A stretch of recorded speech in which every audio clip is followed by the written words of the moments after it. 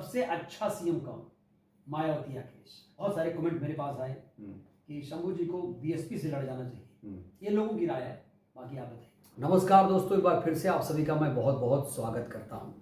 दोस्तों, आज मैं ऐसी शख्सियत के साथ मौजूद हूं जो किसी परिचय के मोहताज नहीं है। हमारे साथ हैं देश के जाने माने वरिष्ठ पत्रकार शंभू कुमार सिंह सर। आइए इनसे बातचीत करेंगे। बातचीत करने का मौजू ये है कि शंभू जी ने एक बहुत बड़ा फैसला ले लिया है। लोकसभा चुनाव में उतरने जा रहे हैं। बिहार से आते हैं और लोकसभा क्षेत्र भी तय हो गया है। वैशाली से चुनाव लड़ने का इन्होंने ऐलान कर दिया है, निर्णय ले लिया है। आइए बातचीत करते हैं। शंभू सर, बहुत सारे सवालात हैं मेरे और लोगों के भी कुछ सवालात हैं। पहला सवाल आपसे यही है सर, अचानक आपने ये चुनाव लड़ने का निर्णय क्यों लिया? अचानक कुछ भी नहीं होता है। मतलब आप सड़क पर चल रहे हैं, अचानक ही एक्सीडेंट होता है। आप हम लोग बातचीत कर रहे हैं, 5 साल से पहले प्लानिंग था, अचानक ही आपने तय किया। तो हालात समय तय कर देता है। वैशाली में पिछले 75 साल से कोई बहुजन समाज का आदमी, अल्पसंख्यक, SC OBC नहीं जीता है चुनाव। और जब भी मुझे पता चला तो मैं चौंक गया। और वैशाली का मैं हूँ, तो मैं 20 से 25 तक वैशाली में था। लोगों ने कहा कि हाँ ऐसे है और आप लड़िए यहाँ से चुनाव। मैंने कहा नहीं, मैं नहीं चुनाव लड़ूंगा। लेकिन 25 तारीख के मैं दिल्ली आया। 25 के बाद वहाँ बहुजनों की राय थी कि कोई बहुजन ही यहाँ चुनाव जीते। उसके बाद मैंने देखा कि आज वहाँ जो 2 NDA गठबंधन ने भी सवर्ण उम्मीदवार उतारे हैं और एक मुन्ना शुक्ला नाम के शख्स आते हैं। वो कहते हैं कि मैं RJD का संभावित उम्मीदवार हूँ और वो जिस तरह से जाति सूचक शब्द बोलते हैं। उसके बाद लगा मुझे कि नहीं, चुनाव में उतरना चाहिए, क्योंकि वैशाली की जनता चाहती है कि इस बार गैर सवर्ण बहुजन। या आपने चुनाव लड़ने से पहले आपने वहाँ के लोगों से राय?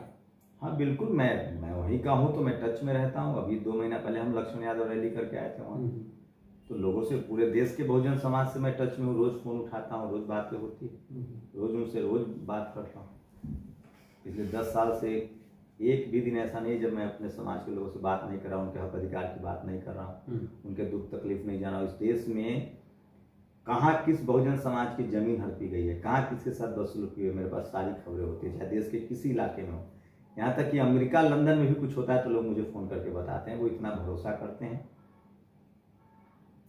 मेरी शुभकामनाएं आपके साथ है। कैसी है तैयारी फिलहाल? अब चुनाव बहुत नज़दीक है, पहले चरण का चुनाव 19 अप्रैल को शुरू हो रहा है। नहीं, तैयारी देखिए, यही परसेप्शन तोड़ना है कि सिर्फ पैसे से चुनाव नहीं होता है। पैसा और पार्टी जरूरी नहीं है। अगर समाज तैयार है तो किसी भी पार्टी का दामन थाम के निर्दलीय भी चुनाव जीता जा सकता है। बस शर्त यह है कि समाज आपके साथ है कि नहीं। और वैशाली की जनता मेरे साथ है। वो कह रहे हैं कि इस बार बहुजन, और बहुजन में भी अब ऐसे बहुजन चाहिए जो नौकरियां जिनकी जा रही है, जो सड़कों पर मर रहे हैं। लक्ष्मण यादव की नौकरी गई, डॉक्टर रितु की नौकरी गई, रतन लाल को जेल में डाला गया। मुझे पिछले 4 साल से रोज नोटिस मिलता है। मेरे खिलाफ एक FIR दर्ज कराई जाती है, 90 दिन में चार्जशीट फाइल हो जाता है। हम लोग क्या क्या झेल रहे हैं हम लोग जानते हैं। लेकिन समाज के लिए बोलते हैं, काम एक पत्रकार के तौर पे कल तक जो पत्रकारिता कर रहे थे, अब चुनाव में जाएंगे, राजनीति में जाएंगे और पूरे देश के बहुजन समाज को एकजुट करेंगे। क्योंकि हमारा समाज चाहता है कि हमारे नेता एकजुट हों। नेता एकजुट नहीं हो तो समाज एकजुट करेंगे।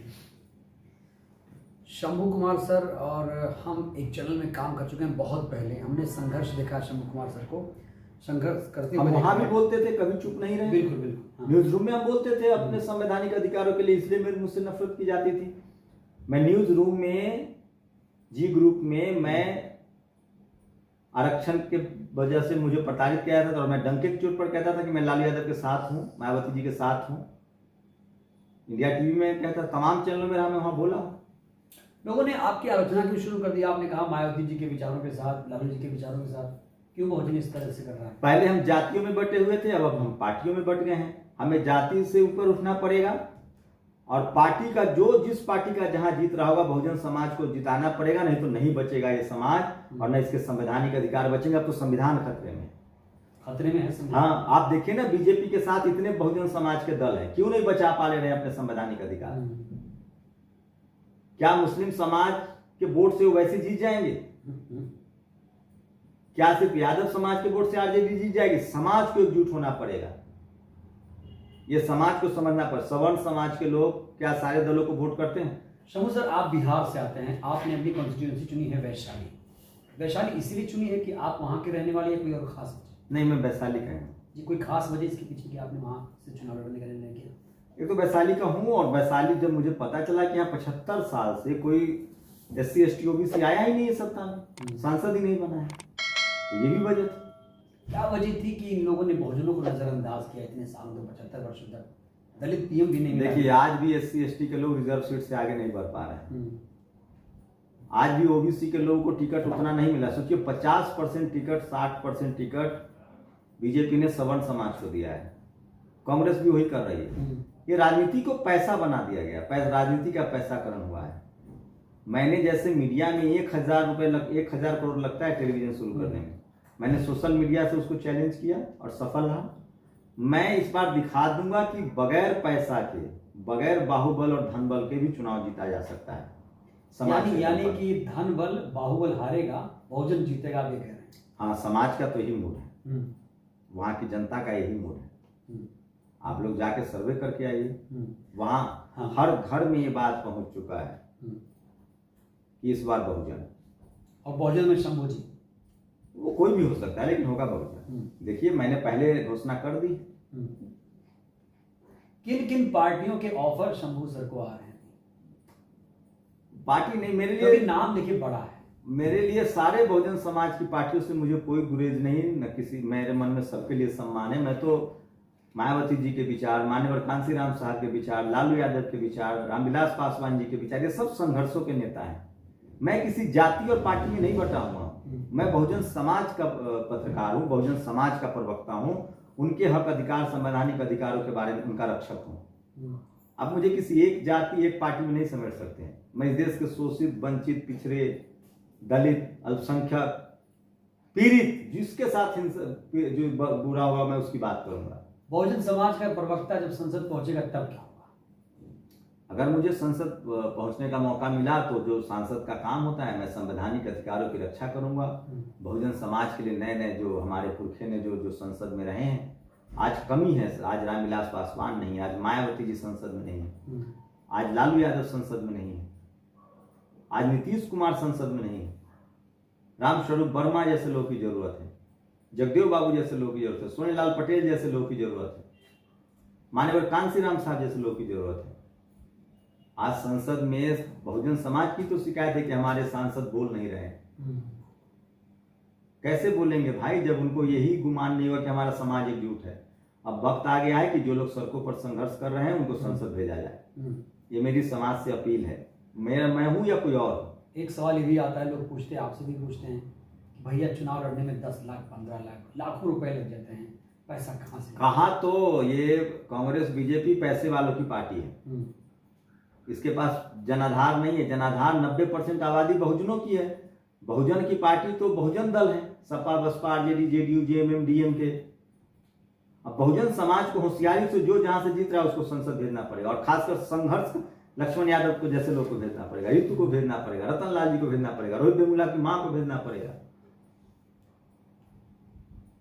अल्पसंख्यक समाज के लोग जो जेल में, मिरान हैदर, उमर खालिद, इन जो लोग लड़ रहे हैं, ऐसे लोगों को जाति से और पार्टी से ऊपर उठकर संसद भेजना पड़ेगा, ताकि आने वाली हमारी नस्लें लोकतंत्र बचाने के लिए लड़े। नहीं तो अगर ये लोग मर खप गए तो कोई और आगे हिम्मत नहीं करेगा। अब आप बिहार जा रहे हैं, वैशाली जा रहे हैं, जाहिर तौर पर लोग आपका इंतजार भी कर रहे होंगे, और लोगों ने, मैंने देखा सोशल मीडिया पे काफ़ी लोग एक्साइटेड लग रहे हैं, कह रहे हैं हम आर्थिक रूप से, तन मन धन से आपकी हम मदद करेंगे। जैसे लोग मन से मदद करें, धन की बहुत जरूरत नहीं है, ये परसेप्शन बना दिया गया है। और मैं इसी धनबल और बाहुबल के खिलाफ लड़ने जा रहा हूँ। धन बल के जवाब में बहुजन। आप ये मानते हैं कि पैसे की कोई जरूरत नहीं है आजकल? मतलब आप चुनाव लड़ने जा रहे हैं, पैसे की जरूरत नहीं, ऐसा कहते हैं? नहीं, पैसे की जरूरत है, लेकिन पैसा ही सब कुछ नहीं है भाई। चुनाव लड़ा जा सकता है। लोग पहले पैदल चल चल के, मान्यवर साहब कैसे राजनीतिक पार्टी बना दी और चुनाव जीते, उनके पास कौन सा पैसा था? आज भी तमाम बहुजन दलों को कितना इलेक्ट्रल बॉन्ड में चंदा मिला, बताइए मुझे। सबसे ज्यादा बीजेपी को मिला है 6,000 करोड़, जो डेटा है। कांग्रेस को मिला है, ममता बनर्जी को मिला है, नवीन पटनायक को मिला है। बीएसपी को 0 मिला, नहीं मिला है पैसा। तो बहुजन दलों को पहले से कौन सा पैसा है? वो तो समाज के चंदे से पार्टी चल रही है। तो ये तो समाज हमारा जागरूक है उतना। इस बार बहुत आप फूले पेरियार, अंबेडकर, मनोहर कांशीराम जैसे तमाम महापुरुषों से प्रभावित हैं, उनके विचारों से। 14 अप्रैल आने वाला है, कहा जा रहा है कि 14 अप्रैल को आप नॉमिनेशन कर देंगे। देखिए, ये सबसे अच्छा दिन है, ऐतिहासिक दिन है। अगर मैं ऐसा कर पाया तो सोने पर सुहागा। नहीं, तारीख यही रहेगी आसपास। देखिए, मैं कोशिश करता हूँ। एक सवाल है कि मायावती जी के विचारों को लेकर आपकी क्या राय है? किस तरीके की पॉलिटिक्स उन्हें कर रही हो? मुझे किसी बहुजन नेता से कोई ऐतराज नहीं है। सब संघर्षों से आए हैं, सब तकलीफों से निकल कर आए हैं। मैं सारे बहुजन नेताओं का सम्मान करता हूँ। वैशाली में देखा, मेरे लिए वो सब राष्ट्रीय नेता हैं, किसी जाति के नेता नहीं जी। वैशाली में समीकरण देख रहा था कि वहां पर 2 ही पार्टियां हैं आमने सामने, एलजेपी और आरजेडी, और आप जाएंगे तो मुकाबला कहीं ना कहीं दिलचस्प या त्रिकोणीय भी हो सकता है। आप कैसे देखते हैं? त्रिकोणीय क्यों हो सकता है? मैं जीत सकता हूँ, मैं ही जीतूंगा। समाज मेरे साथ है, 90% समाज जिसके साथ है वो जीतेगा ना। इस बार वैशाली में लोग न पार्टी में जाएंगे, न जाति पर बटेंगे, न पार्टी पर। वो बहुजन समाज बनकर वोट करेंगे।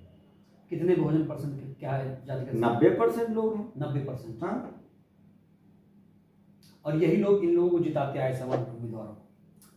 हाँ, टिकट ही उन्हीं को मिलता है तो किसको वोट देंगे? यही तो परसेप्शन। चिराग जी की पार्टी तो भाई दलितों की पार्टी कहा जाता है, रामविलास पासवान जी की पार्टी, और उनके जो उम्मीदवार हैं वो श्रवण उम्मीदवार हैं। मैं किसी पार्टी क्यों? चिराग पासवान जी की पार्टी भी राष्ट्रीय पार्टी है। दल यही तो पहले हमें जातियों में बांटा गया, अब हमारी पार्टियों को भी जाति में बांटा जा रहा है। चिराग पासवान, रामविलास जी की से, चिराग जी से मुझे कोई दुश्मनी नहीं। उनके कैंडिडेट जो उन्होंने चुना वो ठीक नहीं। मैं लड़ूंगा उनके पार्टी के खिलाफ। मुन्ना शुक्ला से आपको क्या दिक्कत होगी? मुझे कोई व्यक्तिगत से दिक्कत नहीं। वैशाली में इस बार बहुजन आएगा। 75 साल से रोटी जल गई है एक तरफ पकते पकते। वैशाली में बहुजन चाहिए। रोटी जल गई, इसका अर्थ थोड़ा समझाइए। एक ही तरफ रोटी बनाएंगे तो एक ही तरफ रोटी रखे रहेंगे तवा पर, ना तो रोटी जल जाएगी। पलटते रहना चाहिए। 75 साल से सवर्ण समाज को मौका मिला है रिप्रेजेंट करने का, बहुजनों को भी मौका मिला। चलिए, अब शंभू सर के साथ हम थोड़ा रैपिड फायर राउंड खेलना चाहते हैं सर, अगर आप इजाजत दें तो। क्या है? पहला सवाल मेरा आपसे रैपिड फायर में है, सबसे अच्छा सीएम कौन? मायावती या अखिलेश? तमाम बहुजन सीएम अच्छे रहे हैं। उन्होंने स्कूल, अस्पताल बनवाए, हॉस्पिटल बनवाए हैं। तमाम जितने SC ST OBC के नेता आते हैं ना, वो सब विकास की राजनीति करते हैं। मीडिया ने उनको बदनाम किया कि करप्ट हैं। शुरू से उठा के देखिए, बाबू जगजीवन राम ने भी काम किया। बाबा साहब तो हमारे आइकॉन हैं। मायावती जी ने इंटरनेशनल लेवल के स्कूल बनवाया, अखिलेश यादव ने इंटरनेशनल स्टेडियम बनवाया, मेट्रो चलाया, बहन जी ने पूरे हाईवे का कॉन्सेप्ट दिया। उसी को जो मायावती जी ने काम किया उसी को फिर अखिलेश यादव ने भी आगे बढ़ाया। वो लालू यादव ने गरीब गुरुओं की आवाज बना। करुणानिधि, स्टालिन कर रहे हैं अच्छा काम। पीछे भी रामसुंदर दास भी काम करके गए हैं। बीपी मंडल साहब ने काम किया है। तो ये बहुजन काम ही बहुजन समाज के नेता और मुख्यमंत्री करते हैं।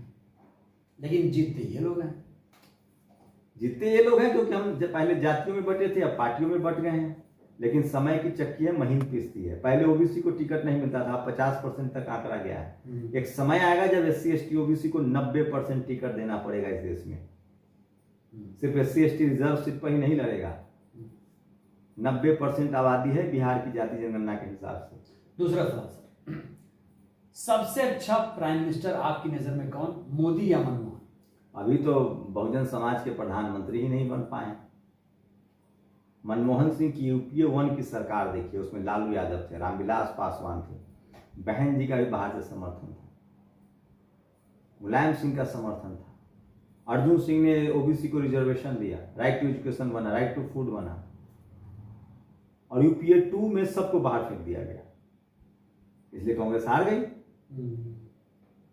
प्रधानमंत्री नरेंद्र मोदी OBC कहकर आए थे। आज तमाम SC ST OBC के संवैधानिक अधिकार छीने जा रहे हैं, नौकरियां नहीं आ रही है, PSU कंपनियां बेची जा रही हैं। अच्छा, मोदी जी ने तो खुद को OBC कहा, आप खुद को क्या मानते हैं? मैं बहुजन हूँ, OBC हूँ। ओबीसी इसमें हाँ, हमारी संवैधानिक कैटेगराइजेशन ओबीसी है। जाति हमारी जाति बिल्कुल जाति से हम जाति को बाबा साहब ने 1950 में खत्म कर दिया। हम सबको जातियों में बांटा गया था। हम बाबा साहब ने हमको SC ST OBC बनाया और इसको हमने बहुजन कहा। मान्यवर साहब ने बहुजन कहा, तथागत बुद्ध ने बहुजन कहा। हमें जातियों में बांटा गया था। हमें बाबा साहब ने संवैधानिक नाम दिया। SC ST OBC हमारा संवैधानिक नाम है। 4000 जातियों में बांटा गया था इस देश के मूल निवासियों को। हम SC ST OBC सब मिलके बहुजन है।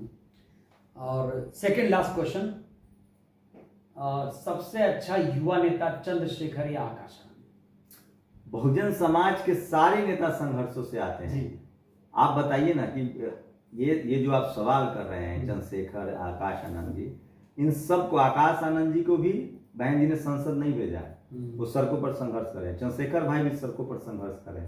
तो आप बहुजन समाज में पैदा हुए तो आपको संघर्ष करना पड़ेगा। तो मनुवादी मीडिया लड़ाती है लोगों को, बहुजन नेताओं को लड़ाती है आपस में। जो ट्रिक और ये लड़ भी जाते हैं। जो ट्रिक आप चला रहे हैं, तो हम तो मीडिया के छात्र हैं, तो हम तो सब समझ रहे हैं। मेरे दर्शकों के भी नहीं समझिए। आप पूछिए ना, दर्शक, आपके दर्शक भी वही होंगे। अब मेरा आखिरी सवाल आपसे यही है, आखिरी एकदम। बहुत सारे कमेंट मेरे पास आए कि शंभू जी को बीएसपी से लड़ जाना चाहिए। ये लोगों की राय है, बाकी आप बताइए।